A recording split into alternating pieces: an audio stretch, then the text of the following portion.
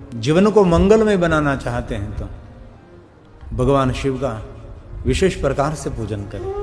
इस पवित्र श्रावण मास में तो एक दिन और एक पल व्यर्थ नहीं होने चाहिए जिन पल में हमने शिव जी को याद न किया हो। पल पल कदम कदम दिन दिन महादेव को याद करना चाहिए। पवित्र श्रावण मास में बहुत कुछ कर सकते हैं, लेकिन कुछ भी नहीं हो सके तो सिर्फ पंचाक्षर मंत्र का जाप करें। बहुत सारी साधना उपासना पवित्र श्रावण मास में है। 7 वार की साधना की महिमा है पवित्र श्रावण मास में।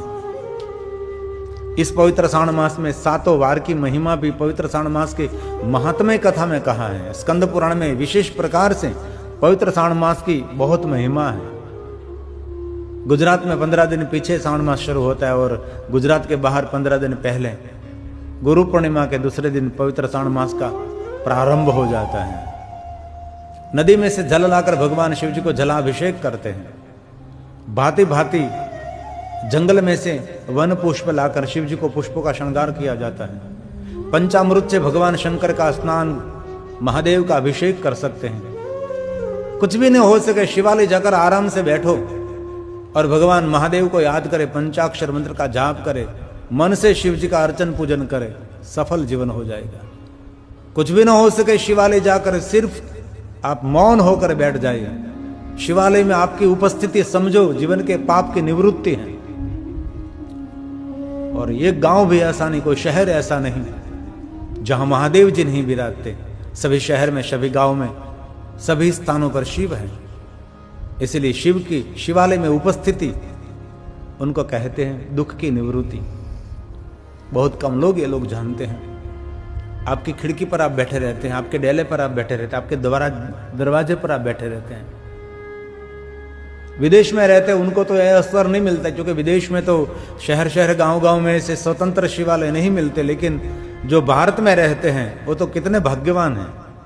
हमने उमा संहिता पर आधारित हम कथा गा रहे थे महाशिवरात्रि से अभी तक, तो इनमें ये सब महिमा आई थी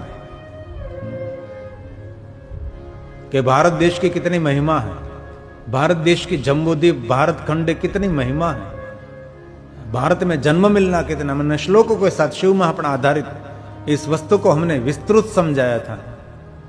तो जो अभी भारत में रहते हैं वो कितने भाग्यवान हैं कि आपके गांव में महादेव विराजते हैं, आपके गांव में स्वयं शिव विराजते हैं। कहीं कहीं गांव में तो 2-2, 4-4 शिवालय रहते हैं।